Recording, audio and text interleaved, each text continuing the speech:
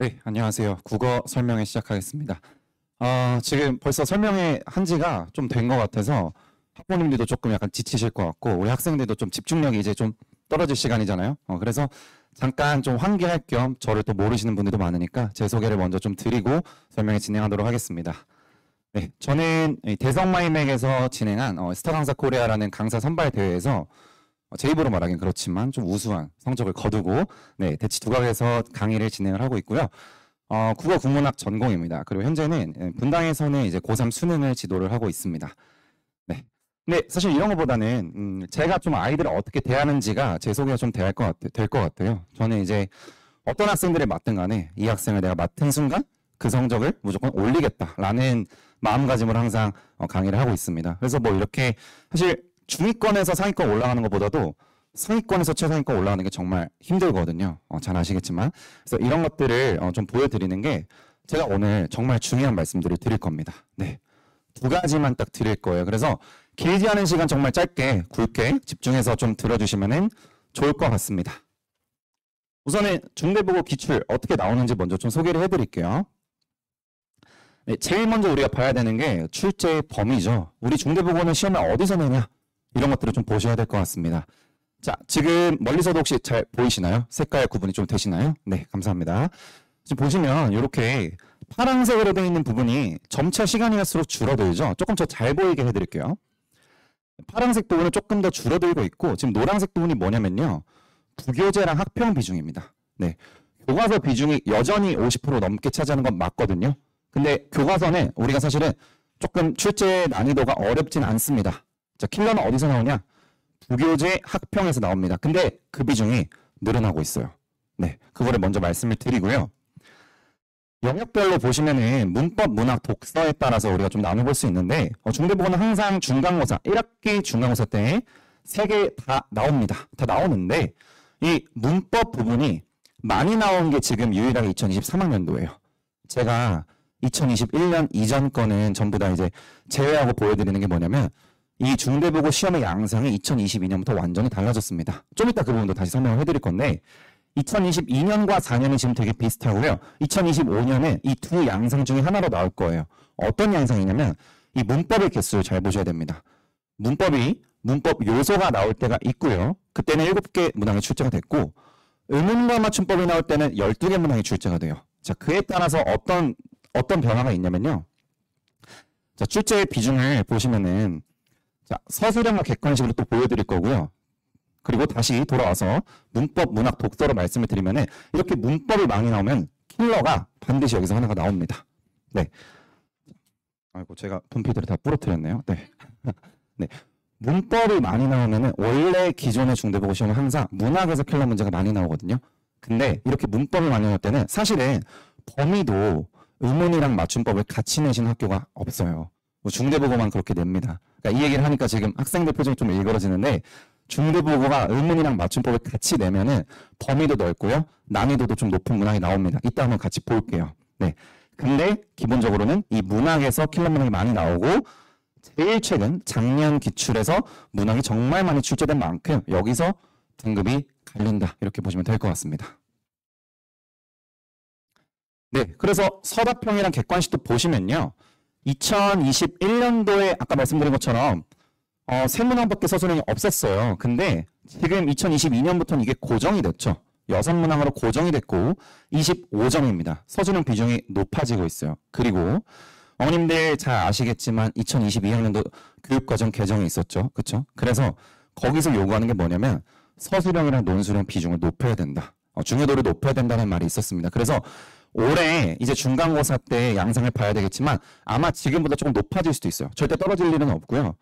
사실 서술형 난이도 자체가 높은 건 아닌데 서술형은 무조건 다 마치고 가야 돼요. 이게 시험 때 6문항 쓰는 게 생각보다 쉽지 않거든요. 근데 그 6문항 쓰는 거를 완벽하게 정말 기계처럼 타다닥 이렇게 써줘야 됩니다. 그렇게 써줘야 우리가 높은 점수를 기대할 수 있습니다. 네. 그리고 이제 출제 범위를 말씀을 드릴 건데 이렇게 3가지가 나와요. 특히 요번에 교과서가 바뀌었거든요. 교과서가 전체가 다 바뀌었습니다. 원래 신사고 교과서를 썼었어요. 근데 올해는 이 동화, 동아 최도 교과서를 쓰고 있습니다. 자, 저 부분도 조금 더 자세하게 좀 말씀을 드릴 거고요. 눈여겨보셔야 되는 게 이 부교재와 학평입니다. 요 부교재는요, 지금 계속해서 쓰고 있어요, 학교에서. 근데 이거를 한번 사면은 1년 내내 씁니다. 근데 문제는 뭐냐? 학교에서 이거 진도를 안 나가요. 그럼 이걸 어떻게 하냐면 아이들한테 던져주고 풀어오게 한 다음에 자습서 얼마나 열심히 풀어왔는지 이거를 수행평가로 채점하십니다. 그리고 시험에 출제가 많이 되는 거죠. 그래서 이 부분에 대한 대비가 좀 많이 필요하다. 정말 중요하다라고 말씀을 드리고요. 이 3월 학평은 작년 기출 같은 경우에는 부교재 비중은 조금 낮았는데 이 3월 학평 45문항 있죠? 이게 뭐냐면 우리 학생들이 처음에 학교 가서 제일 먼저 보는 시험 있잖아요. 네, 그 45문항이 전체가 범위로 들어가서 킬러 문항이 아까 어디서 나온다고 말씀드렸죠? 부교재와 3월 학평 여기서 나온다고 말씀드렸습니다. 자, 그래서 조금 더 자세하게 등급 컷과 킬러 문항이 어디서 나오냐 이게 사실 궁금하신 거잖아요. 말씀을 드릴게요. 2023년과 4년 양상 두 개 다른 걸 가지고 왔는데 아까 제가 말씀드린 것처럼 문법 범위가 이렇게 의문이랑 맞춤법으로 넓을 때 그러니까 우리 학생들이 의문은 사실 많이 잘해요. 지금 겨울방학 때 열심히 공부도 하고 있고 좀 잘하고 있는데 맞춤법은 사실 범위가 좀 많고 까다롭거든요. 네, 그랬을 때 1컷이 지금 되게 낮죠. 그렇죠? 그리고 독서, 문학, 문법 비중이 이때 고루고루 있고 문학과 문법 그리고 독서에서 킬러 문항이 이렇게 나옵니다. 그리고 작년 시험 같은 경우에는 문법 요소로 이건 조금 비교적 쉽습니다. 문법 요소라는 거는 높임법, 사동, 피동, 시제 이런 거 얘기하는 거거든요. 그런 게 있을 때는 사실은 문학에서 킬러 문항이 많이 나온다는 거죠. 그래서 지금 보시면요. 문법에서 킬러 문항이 서답형에서 나옵니다. 서술형에서. 띄어쓰기 이따 제가 보여드릴 거예요. 그리고 문학 킬러 문항 서술형 1개 나오고요. 객관식에서 2개가 나왔습니다. 그래서 이때 당시 시험이 조금 난이도가 있었어요. 89점이고요. 요거를 만약에 요 난이도 그대로 나오고 우리 5등급제로 봤을 때는 1등급 컷을 85점 정도로 예측해 주시면 됩니다. 정말 어려운 시험인 거죠. 그리고 1컷이 95점인 시험은 우리 지금 이제 5등급제로 또 보면은 요 시험이 아마 한 90점 정도가 될 겁니다. 네. 보통 중대국어는 문항 1개당 점수가 3점 정도예요. 그래서 여기서 한 2개 정도 더 틀리면은 이제 과거의 2등급, 현재의 1등급이 된다. 이렇게 말씀드릴 수 있을 것 같고요. 결국에 지금 5등급제 되면서 1등급이 사실 너무 중요하잖아요. 너무 중요한데 그거를 가르는 거는 이 문학 서술형을 다 마치고 가냐입니다. 이걸 정말 잘해야 돼요. 제가 이따가 어떻게 서술형 할 건지 좀 말씀을 드릴 거고 여기 지금 학생들 앉아 있잖아요. 우리 학생들 이따가 한번 대답을 좀 해볼게요. 네. 그리고 문학은 외부 지문의 연계가 무조건 매년 되었습니다. 매년 외부 지문이 나왔고요. 낯선 표현들이 나와요. 이게 뭐냐면 교과서에서 우리가 배우지 않았던 부분에 대한 낯선 표현이 시험 때 당일에 나온다는 겁니다. 그래서 이거에 대한 미리 대비가 준비가 돼 있어야 되고요. 다시 한번 서술형 강조를 하고 넘어가 보겠습니다. 그래서 구체적으로 좀 말씀을 드릴게요. 자, 등급을 가르는 문항 제가 가지고 왔고요. 따끈따끈한 작년 기출이거든요. 자, 요게 현대시고 지금 외부 지문은 출제가 되는데 기록부터 미음에 대한 이해로 가장 적절한 걸 고르는 문제였어요. 자, 5개 선지가 있죠. 자, 5개 선지가 있고 각 구절에 따라서 그에 대한 해석이 이렇게 써 있습니다. 그리고 여기서 적절한 걸 골라야 돼요. 자, 근데 뭐가 핵심이었냐면은 지금 보시면요. 자, 선지 하나씩 볼게요. 2번 선지 같은 거 보시면은 내적 갈등이라는 키워드가 있어요. 그쵸? 자, 내적 갈등. 옆에 아이한테 한번 물어보세요. 내적 갈등이 뭔지 너 아니? 네, 물어보세요. 네. 오늘 집에 가서 치킨 먹을지 피자 먹을지 그거 아닌가요? 네, 그것도 내적 갈등이고요. 우리 문학에서 내적 갈등이라는 거는 마음속에서 해결되지 않은 모든 문제를 내적 갈등이라고 합니다. 그러니까 내가 치킨 먹을지 피자 먹을지도 고민인데 치킨을 못 먹어서 속상한 것도 내적 갈등인 거죠. 아시겠죠? 그러니까 앞으로 엄마한테 맛있는 거 사달라고 할 때 엄마 나 지금 내적 갈등을 겪고 있어요. 이렇게 말씀드리면 아마 좀 더 잘 사주시지 않을까라는 생각을 하고요. 두 번째로 4번 보시면요. 4번 볼게요. 예기치 못한 갑작스러운 변화. 여기까지 아이들이 보고 꼼꼼하지 않은 특히 남학생들 좀 조심해야 되는데 이거 보고 그냥 정답을 체크한 경우가 많았어요. 실제로. 제가 학생들 보면은 자, 리을을 한번 볼게요. 이렇게 많은 초록이 갑자기 일어날 줄은 몰랐다. 그러니까 갑자기 일어났다고 하니까 갑자기 일어났네. 갑작스러운 변화 맞네. 당혹감? 뭐 놀란 거 아닌가? 정도로만 생각을 하면 틀리는 거죠. 당혹감에 약간의 그 부정적인 뉘앙스. 그거를 잡았어야 4번을 걸을 수 있었던 겁니다. 여기서는 부정적인 게 아닌 거죠. 정답은 이제 5번이었습니다. 네, 5번 선지가 정답이었고요. 여기에서 지금 그래서 우리가 잡아야 될 게 뭐냐면은 수능에 출제되는 표현에 대한 정확한 이해가 있어야 된다는 거고요. 그리고 이 수능에 출제된 표현을 우리가 교과서 학교 선생님이 미리 다 말씀을 안 해주십니다. 따라서 여러 표현들을 좀 익숙하게 준비를 해야 되겠고, 특히나 이 선지 안에 지금 보시면은 나뉘잖아요. 그래서 선지 안에 두 요소에 대한 관계까지 좀 파악을 해주셔야 돼요. 그래서 이런 솔루션을 제가 드리는 거고요. 제일 강조드리고 싶은 거는 중대보고식 표현에 익숙해지셔야 된다는 겁니다. 지금 교과서가 바뀌고 문제가 전부 다 새롭게 출제가 되겠죠. 새로운 작품들로. 근데 그 안에서 우리는 미묘한 뉘앙스를 볼 수가 있습니다. 사실 학생들이 이걸 보는 건 좀 어렵고요. 강사의 몫이고 강사가 얼마나 많은 자료와 퀄리티 있는 자료들로 아이들을 훈련시키느냐가 사실 되게 중요한 문제예요. 그래서 제가 보여드리는 게 제가 이제 만든 자료인데요. 역설과 반어, 이것도 이따 집에 가서 한번 물어보세요. 너 역설과 반어는 아니? 물어보시면은 잘 대답하기는 좀 어려울 것 같아요. 네. 근데 이런 헷갈리는 문학 개념어 표현을 중대보고 선생님들 너무 좋아하십니다. 네. 기본적으로 좀 어휘력이 있는 걸 좋아하세요. 선호하세요. 그래서 이거에 대해서 OX라든지 역설인지 반어라든지 각 문항에 대해서 실제로 나온 기출로 채워보는 연습들을 시키고 있습니다. 이런 것들이 이제 산더미처럼 쌓여 있는 거고요. 두 번째, 등급을 가르는 문항 두 번째, 문항이고요. 외부 지문입니다. 자, 한번 보겠습니다. 우리 교과서에 나온 작품은 고재종의 첫사랑이라는 작품이에요. 우리 친구들도 많이 본 적 있을 작품인데 이 작품이 교과서에서 출제된 반면에 가와 다는 외부 지문인 거죠. 가는 나와 다를 해석하기 위한 외적 준거고요. 다는 우리 나와 비교해서 이해하는 걸 묻고 싶어서 출제하신 작품입니다. 그래서 그거를 실제로 이제 16번 문항에서 선생님과 학생들의 대화로 이 나와 다 작품에 대한 올바른 이해를 갖고 있는지, 아까 말씀드린 것처럼 얘도 똑같이 문학, 개념어에 좀 신경을 많이 쓰셔서 출제를 하고 계세요. 네, 그래서 계속해서 우리는 나올 수 있는 연계 지문에 대한 대비를 확실하게 여러 작품들로 좀 심층적으로 해봐야 되겠고요. 그리고 동형 모의고사, 이게 이따가 제가 말씀드릴 제 시그니처인데, 동형 모의고사는 학교 시험을 좀 미리 보는 중간고사라고 보시면 돼요. 그런 시험들을 통해서 이렇게 낯선 지문이 나왔을 때 내가 시간 낭비하지 않고 좀 바로바로 시간을 확보해서 풀 수 있는 그런 시험을 운영하는 거를 연습을 해야 됩니다. 왜냐면 고등학교 처음 올라가면은 아이들이 많이 깨지는데, 그 깨지는 이유 중에 하나가 뭐냐면 선생님 시험 문제를 다 못 봤어요. 소지령 다 못 썼어요. 그러면 정말 억울하고 시작부터 좀 틀어지는 거죠. 그래서 그런 안타까운 케이스들을 종종 봤기 때문에 미리미리 좀 준비를 해야 된다고 말씀을 드리고요.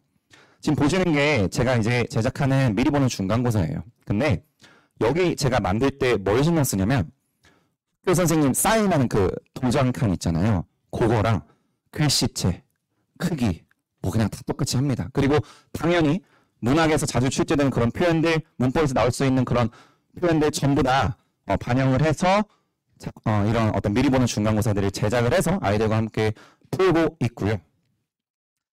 세 번째, 제가 시간이 없어서 빨리빨리 좀 계속 말씀을 드릴게요. 문법인데요. 이게 이제 아까 말씀드렸던 조금 어렵게 나올 수 있는 맞춤법 부분에서 이게 띄어쓰기거든요. 엄마가 하라는 대로 할 수밖에 없었다. 네, 엄마가 하라는 대로 할 수밖에 없었다. 요거를 이제 띄어쓰기 부호를 적절하게 넣어서 문제를 맞춰야 되는 건데, 얘가 왜 어렵냐면요. 맞춤법 뭐 띄어쓰기 우리 어렸을 때 했던 거 아니야? 라고 생각할 수도 있는데, 사실 얘는요, 요 품사 개념까지 요구를 합니다. 그러니까 내가 조사가 뭐고 의존명사가 뭐고 이런 것들에 대해서 알아야 돼요. 그러니까 그런 것들을 학교 시험에서 물어보기 때문에 우리는 좀 미리미리 준비를 해야 되는 거거든요. 자, 보여드릴게요. 위에 있는 거는 이제 명사해서 명사를 분류한 거고, 사실 이 정도 개념은 어떤 선생님들이든 다 보여드릴 거예요. 근데 제가 말씀드리고 싶은 건 이겁니다. 의존명사 조사, 네, 맞춤법 문항에서 무조건 출제가 되고 출제가 됐었고, 그런 것들을 미리 헷갈리지 않게 포인트로 정리를 저는 교재에다 해요. 네, 요게 제 자부심이에요. 지시대명사, 지시관용사 이런 것들 미리 출제될 수 있는 것, 그리고 실제로 기출에 어떻게 출제됐는지까지 개념에 이어서 문제까지 바로 훈련할 수 있게 교재를 구성하고 있습니다. 네, 그리고 확인 테스트 두 가지를 보여드릴 건데요. 지금 보는 게 이제 뭐 맞춤법 테스트예요. 그래서 왼쪽과 오른쪽에서 하나씩 올바른 걸 동그라미 치는 겁니다. 근데 이거 아이들 풀어보면 처음에 엄청 많이 틀려요. 네. 예를 들어서 뭐 100분 유리 맞아? 100분 류리 맞아? 이렇게 물어봤을 때 벌써 헷갈리거든요. 이런 것들을 좀 연습할 수 있게 확인 테스트를 이런 식으로 또 구성을 해요. 그래서 원형을 밝혀 적는 거, 소리대로 적는 거 해서 지금 빨간색 글씨로 있는 게 빈칸이거든요. 그래서 빈칸을 아이들이 채워보면서 본인이 어디서 부족한지 그거를 출제됐던 요소에 따라서 한번 계속 정리를 해보는 그런 시간을 갖는 겁니다.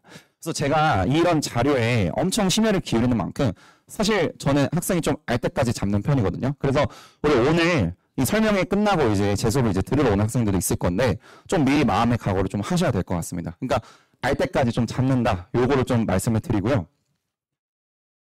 이제 다음으로 이제 저희가 문학이랑 문법을 받고 다음 보는 게 독서인데 그 전까지 제목은 뭐였냐면요. 킬러 등급을 가르는 문항이었어요. 근데 제가 여기다가는 그거를 안 썼죠. 독서는 사실 수능에서 독서가 제일 어렵다 이런 말이 많은데 그거는 처음 보는 지문이라 그런 거죠.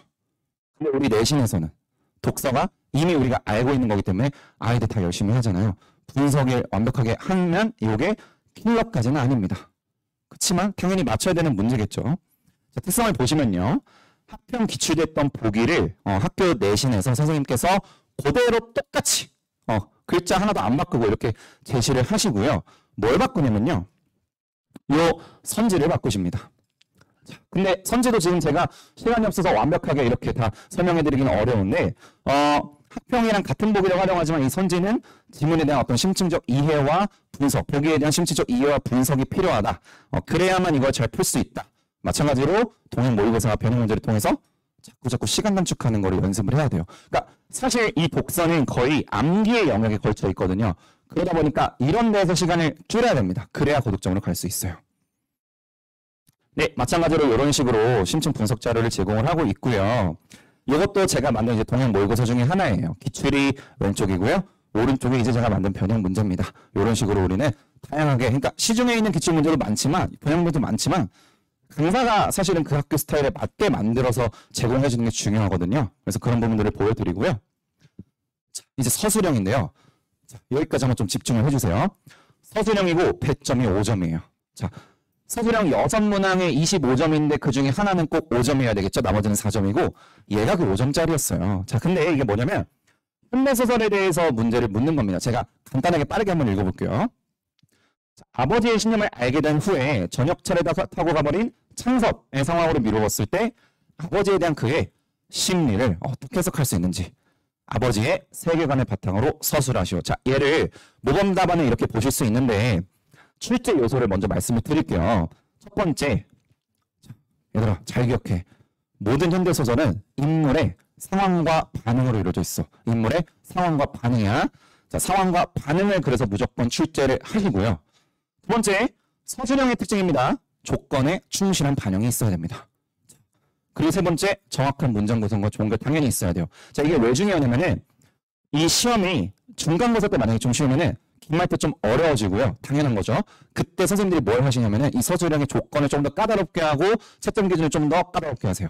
자, 무슨 말인지 이해하셨죠? 그래서 지금 제가 노란색으로 표시한 게 조건이에요. 그래서 우리는 사실은요, 요 문제에서 노란색으로 표현된 부분을 이 내 답안에 그대로 반영을 해야 되고요. 자, 그리고 우리가 써야 되는 건 항상 정해져 있다고 그랬어요. 인물의 상황과 반응 가치관입니다. 자, 그래서 그거를 파란색으로 지금 문제에서 제시를 해주셨고, 걔를 구체화해서, 자, 예를 들어 아버지의 세계관을 구체화해서, 아버지의 세계관은 땅에 대한 본래적 가치를 중시하는 게 아버지의 세계관이죠. 이런 것들은 이제 우리가 미리 개념 수업 때 대비를 하는 거고, 이거를 쓰는 거는 사실 정말 될 때까지 해야 되고요. 여러 문항을 제가 만들어줘요. 그래서 아이들이 그걸 풀고 끝까지 추적을 합니다. 그러니까 실제로 아이들이 이걸 하면서 서술형에 대한 좀 자신감이 생기면은 국어에 대한 자신감으로 그게 이어지거든요. 그래서 정말 중요하다라고 계속해서 강조 말씀을 드립니다. 요약하면 이렇게 4가지 말씀을 드릴 수 있고요. 3월 학평 반영 가능성이 이번 시험에 좀 높을 수 있습니다. 그러니까 작년에 좀 보였던 경향인데 작년 1학기 중간고사, 2학기 중간고사 때는 3월 학평이랑 9월 학평이 있잖아요. 그거를 시험 때 이제 반영을 하신다라는 거고요. 교과서가 이번에 교체가 됐습니다. 그래서 지금까지 사실 기출문제 자체는 좀 의미가 없다. 그럼 뭐가 중요하냐? 기출문제의 경향과 출제 포인트를 새롭게 새로운 작품에 넣어서 대비하는 게 중요하다라는 걸 말씀을 드리고요. 결국에 킬러 문항은 외부 지문과의 연계 작품에서 나오는 거고 서술형의 중요도는 계속 높아지고 있으니 이 두 가지를 우리가 좀 더 신경을 쓰자라고 말씀을 드립니다.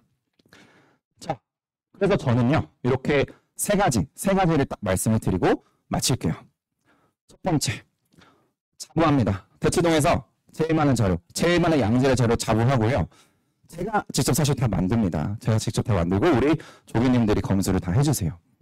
그래서 제가 보여드릴 건데 커세이션 첫 번째 제목인데요. 커세이션 중대국어 1등급을 만드는 원인. 그러니까 1등급이란 결과를 만들기 위해서 요 책만 사실 공부하면 돼요. 그래서 사실 자료만 잘 봐도 학생들이 좋은 점수를 받을 수 있게 정말 열과성을 다해서 교재를 만들고 있습니다. 교사형 교과서에 있는 내용, 자습서 평가 문제집 그리고 수업 필기 그리고 중대 부분만을 위한 자체 제작 수업용 교재라는 겁니다. 그러니까 제가 만든 문항들이 다수 수록이 되어 있고요. 수업의 흐름이 정말 중요하잖아요. 그래서 항상 개념 그리고 출제 포인트 아까 보여드렸던 거죠. 출제 포인트 그리고 실전 훈련까지 있을 수 있게 구성을 합니다. 그리고 우리 아이들은 항상 1등급을 받아야 돼서 여기 1등급 땡땡땡 김지훈 이렇게 이름 쓰라고 이름칸을 만들어 놨어요. 그리고 이거는 이제 흔히 말하는 주간지죠. 네, 커징입니다. 우리가 결과를 만들려면은 자꾸 투입을 해야 돼요. 그래서 매일 만드는 중대국어 1등급이라고 해서 사실 매주 문제가 조금 양이 돼요. 근데 이것도 제가 좀 추린 거라서 더 필요하면은 말씀해 주세요. 자, 그리고 네, 외부 연계 작품 대비 문항들이 수록이 되어 있습니다. 그런 것들이 이 주간제 특징이라고 보시면 되겠고요. 네, 아까 보여드렸던 매주 실시하는 복습 테스트고요. 미리 보는 중간고사, 글자, 구성, 내용 그냥 똑같이 만들었습니다. 보시면 놀랄 거고요. 요거는 사실 두 번 봐요. 두 번 보는 이유는 우리가 한 번 보고 나서 조금 아이들이 아쉬워하거든요. 그러면은 거기서 부족한 점을 보완해서 정말 시험 직전에 최고의 퀄리티의 시험을 한번 보고 시험장에 들어가서 마음껏 그 실력을 펼치도록 하고 있고요. 필기노트는 이런 식으로 제가 이거는 비문학 지문인데 어디가 중요하다, 뭐를 생각해야 된다 이런 것들을 반영을 하고 있습니다. 제가 지금 시간이 너무 쫓기고 있어서 조금 더 빨리 해볼게요. 관리 정말 빼놓을 수가 없죠. 관리.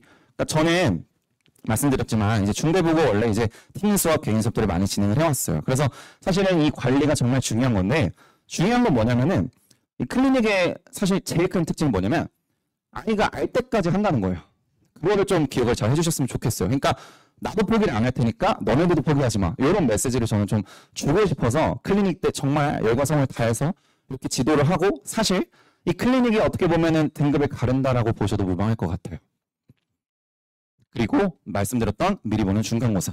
네, 중대국어 스타일 완벽하게 반영을 했고요. 사실은 제가 조금 더 어렵게 만듭니다. 그래서 우리가 모래주머니 효과라고 하죠. 미리 연습할 때 좀 모래주머니 차고 뛰다가 이걸 풀러버리는 뭔가 자유롭게 날듯이 아이들이 그런 감정을 시험 때 느낄 수 있게 2번 실시를 하고 있습니다. 그래서 커리큘럼은 아마 이번에 이제 교과서에 문법이 먼저 나오는 부분이 문법 요소예요. 그래서 1, 2주차에 아마 문법 요소가 나올 것 같고요. 그리고 3, 4주차에부터 문학, 독서, 그리고 매주 서술형에 대한 훈련을 진행을 합니다. 아까 계속해서 강조 드렸었고요. 어떻게 하면 서술형을 잘 쓰는지 한 학기, 하나의 시험 안에서만 제가 다 말씀을 드릴 거예요. 그리고 직전 보강 있을 거고요. 네, 이때 문법에 대한 점검 당연히 들어가고 학교 선생님 앞뒷반 필기를 종합해서 최종적으로 학생들이 시험 전날 그리고 당일날 이것만 보면은 잘 볼 수 있게 준비를 해놨습니다. 네, 그렇게 준비를 또 할 거고요. 부교재, 공개 특강 홍보까지 좀 하고 마치겠습니다. 요게 아까 말씀했던 중대국어 부교재예요. 이름이 2025 올림포스 전국연합학력평가 기출문제집 고1 버전이거든요. 요거 학교에서 진도를 안 나가잖아요. 그래서 제가 이거를 특강을 열어서 사실은 무료 특강이지만 아이들이 정말 나중에 중간고사 끝나고 쌤 정말 도움 많이 됐어요. 라는 말을 듣는 게 제 목적이거든요. 그래서 요거에서 지금까지 중대국어 기출로 출제됐던 지문들이 여기 그대로 있어요. 그래서 걔를 우리가 한번 맛볼 거예요.